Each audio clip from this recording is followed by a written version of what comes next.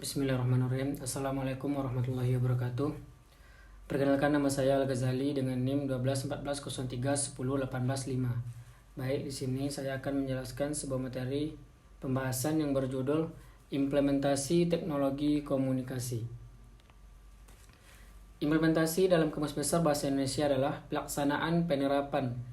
Adapun implementasi menurut para ahli, yakni menurut Usman tahun 2002, mengemukakan pendapatnya tentang implementasi atau pelaksanaan sebagai berikut. Implementasi adalah bermuara pada aktivitas, aksi, tindakan, atau adanya mekanisme suatu sistem. Implementasi bukan sekadar aktivitas, tetapi suatu kegiatan yang terencana dan untuk mencapai tujuan kegiatan. Proses implementasi yang pertama yaitu inisiasi. Berarti usaha mengumpulkan informasi tentang teknologi komunikasi, memahaminya dengan seksama dan merencanakannya untuk mengadopsi. Tahapan ini memiliki dua tingkatan. Yang pertama, setting agenda, yaitu munculnya ide untuk mengadopsi teknologi demi menyelesaikan permasalahan informasi yang muncul. Tahap ini baru sebatas kecenderungan ide untuk mengadopsi, tetapi belum ada tindakannya. B, yaitu matching.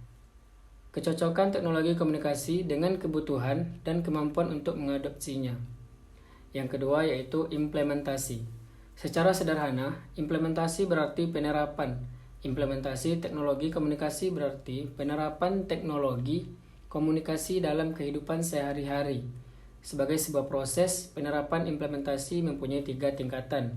Yang pertama, redefining, yaitu mengatur, menyusun dan bahkan memodifikasi struktur organisasi atau bagi lembaga atau mental serta kebiasaan untuk keperluan teknologi komunikasi yang dimaksud.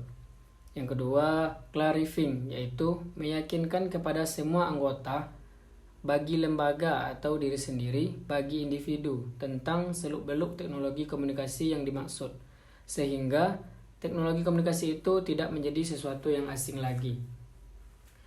Yang ketiga yaitu routinizing. Tingkat ini mengungkapkan bahwa teknologi bukan sesuatu yang asing, tetapi sudah menjadi bagian dari kehidupan sehari-hari, bahkan menjadi faktor penentu aktivitas manusia. Ya, B yaitu difusi inovasi. Untuk sampai pada implementasi, sangat dibutuhkan proses panjang dalam kehidupan sehari-hari. Hal itu disebabkan karena menyangkut yang pertama kebiasaan. Sebab penemuan baru, termasuk dalam teknologi komunikasi, biasanya akan mengubah kebiasaan masyarakat. Bagaimana penemu teknologi menimbulkan pertentangan di masyarakat, meskipun dalam kurun waktu lama ia akan diterima. Yang kedua, pola pikir. Teknologi komunikasi yang baru bisa ditolak masyarakat karena adanya perbedaan pola pikir. Yang ketiga, yaitu kemapanan. Kebanyakan orang senang dengan kemapanan. Begitu ada yang mengusiknya, ia akan melawan dan menolaknya. Teknologi tentu saja memiliki dampak positif dan negatif. Jadi kemapanan sering membuat orang menolak sesuatu yang baru, namun pada akhirnya lambat laun akan diterima. Menurut Everett M. Roger, proses difusi inovasi memiliki 4 elemen pokok. Yang pertama yaitu inovasi. Inovasi adalah gagasan, tindakan, atau juga bisa berarti barang yang dianggap baru. Kebaruan sebuah inovasi diukur secara subjektif menurut pandang individu yang menerimanya. Yang kedua, saluran komunikasi. Saluran komunikasi adalah alat untuk menyampaikan pesan-pesan inovasi dari sumber kepada penerima. Yang ketiga, jangka waktu.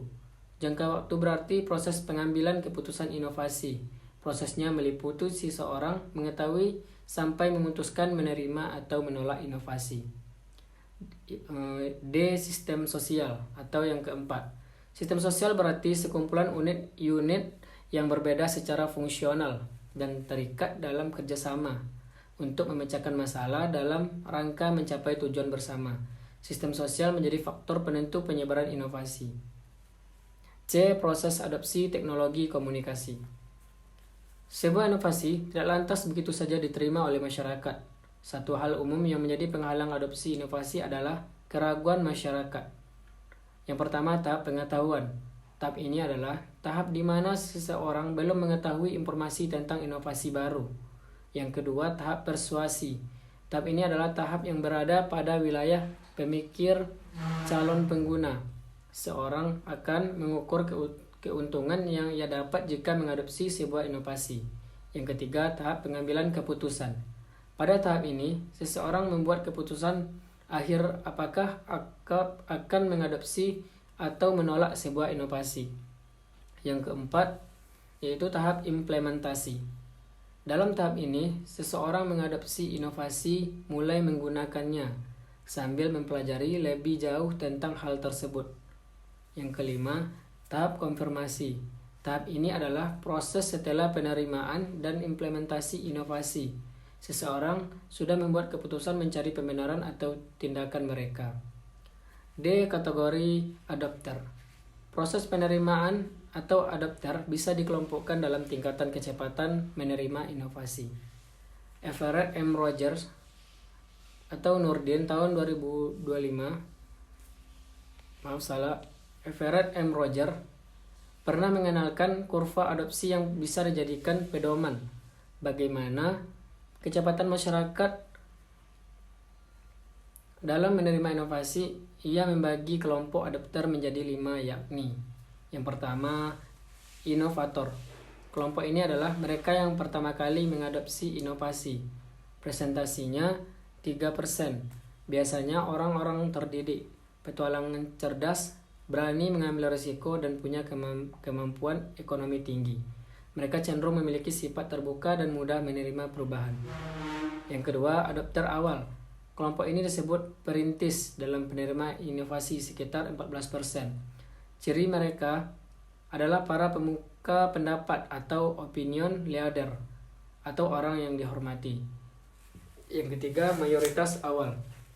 Kelompok ini adalah pengikut awal dalam proses adopsi yang berjumlah sekitar 34%. Cirinya antara lain penuh pertimbangan, berkompromi secara hati-hati, dan interaksi internal tinggi. Yang keempat, mayoritas akhir. Kelompok ini berjumlah sekitar 34% yang menjadi pengikut akhir dalam penerima inovasi. Ciri yang menyertai adalah terlalu hati-hati atau bahkan ragu-ragu menerima karena pertimbangan ekonomi dan tekanan sosial. Selanjutnya, kelompok tertinggal. Kelompok kolot berjumlah 14%. Cirinya antara lain tradisional, terisolasi, wawasan terbatas, sumber daya terbatas, dan bukan pemimpin opini. Selanjutnya masuk ke implementasi teknologi bagi organisasi. Implementasi teknologi bagi organisasi atau lembaga pernah dikemukakan oleh Louis G. Tornatsky dan Michel Flesker dalam The Process of Technological. Mereka membagi proses implementasi. Yang pertama, manajemen sistem. Proses manajemen sistem adalah implementasi teknologi sebagai upaya untuk mengoptimalkan hasil sistem organisasi. Yang kedua, proses birokrasi. Dalam proses ini, implementasi teknologi komunikasi merupakan satu upaya untuk mengubah kebijakan sebuah lembaga berdasarkan persepsi manajemen puncak. Yang ketiga, pengembangan organisasi. Artinya, implementasi teknologi komunikasi merupakan usaha untuk memenuhi keinginan individu dan komunitas serta munculnya karena dorongan untuk meningkatkan partisipasi. Yang keempat, konflik atau tawar-menawar. Di sini implementasi teknologi merupakan proses hasil tawar-menawar yang pada akhirnya menghasilkan jalan keluar kompromistis. Selanjutnya, faktor penentu implementasi teknologi. Dalam perkembangan teknologi komunikasi, terdapat beberapa faktor penentu implementasi teknologi. Yang pertama yaitu sistem sosial. Sistem sosial adalah aturan sosial yang diakui, dilaksanakan, dan dijadikan petunjuk dalam perilaku sehari-hari. Sistem sosial menjadi penentu apakah teknologi komunikasi baru bisa diterapkan. Yang kedua, tingkat kebutuhan. Tingkat kebutuhan masyarakat akan inovasi setiap implementasi teknologi komunikasi baru harus sesuai dengan kebutuhan di masyarakat, karena setiap masyarakat akan berbeda dalam penerimaan teknologi. Yang ketiga yaitu tekanan pihak lain. Penerapan teknologi bisa terjadi karena adanya tekanan pihak lain, baik individu, masyarakat, atau kenyataan. Yang keempat, kesadaran individu. Implementasi teknologi juga bergantung pada kesadaran individu. Kesadaran ini berkaitan erat dengan kepentingan dan kebutuhan individu. Yang terakhir, yang kelima, yaitu kepentingan kekuasaan. Kekuasaan politik juga bisa menjadi penentu implementasi teknologi. Penerapan teknologi juga bisa karena paksaan pemegang kekuasaan. Baik, mungkin cukup sekian presentasi saya. Saya akhiri. Assalamualaikum warahmatullahi wabarakatuh.